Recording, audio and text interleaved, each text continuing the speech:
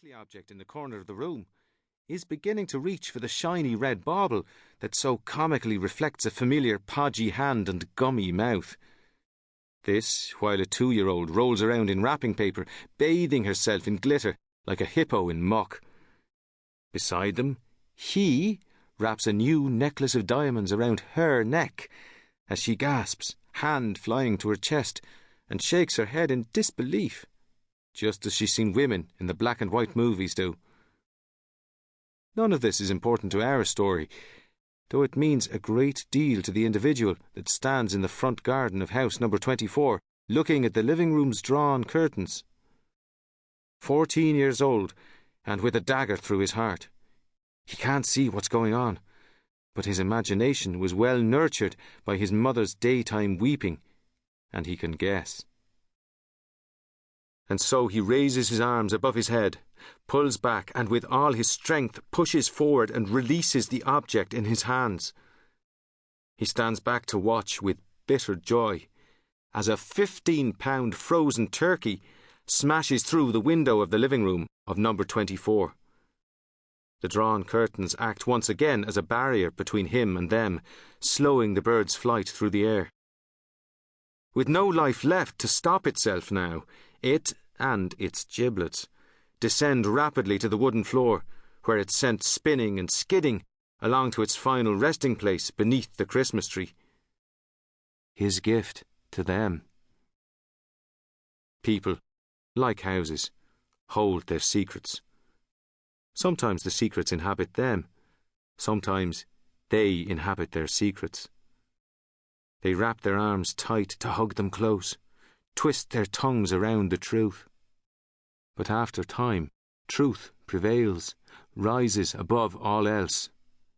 It squirms and wriggles inside, grows until the swollen tongue can't wrap itself around the lie any longer, until the time comes when it needs to spit the words out and send truth flying through the air and crashing into the world.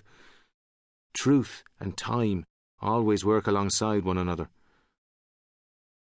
This story is about people, secrets, and time.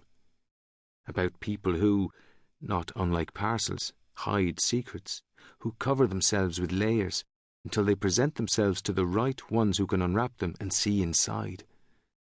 Sometimes you have to give yourself to somebody in order to see who you are.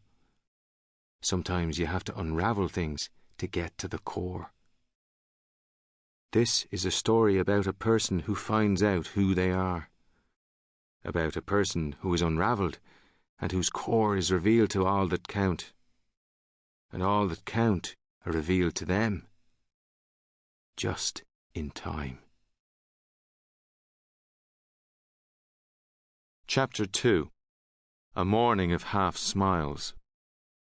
Sergeant Raphael O'Reilly moved slowly and methodically about the cramped staff kitchen of Howth Garda Station, his mind going over and over the revelations of the morning. Known to others as Rafie, at 59 years old he had 1 more year to go until his retirement. He'd never thought he'd be looking forward to that day, until the events of this morning had grabbed him by the shoulders, turned him upside down like a snow shaker, and had been forced to watch all his preconceptions sprinkle to the ground. With every step he took, he heard the crackle of his once solid, tight beliefs under his boots. Of all the mornings and moments he had experienced in his 40-year career, what a morning this one had been.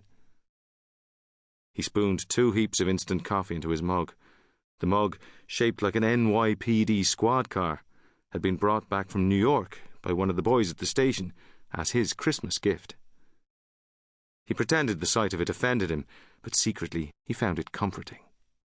Gripping it in his hands during that morning's Kris Kringle reveal, he'd time-travelled back over 50 years to when he'd received a toy police car one Christmas from his parents. It was a gift he'd cherished until he'd abandoned it outside overnight and the rain had done enough rust damage to force his men into early retirement. He held the mug in his hands now, feeling that he should run it along the countertop making siren noises with his mouth before crashing it into the bag of sugar which, if nobody was around to see, would consequently tip over and spill onto the car. Instead of doing that,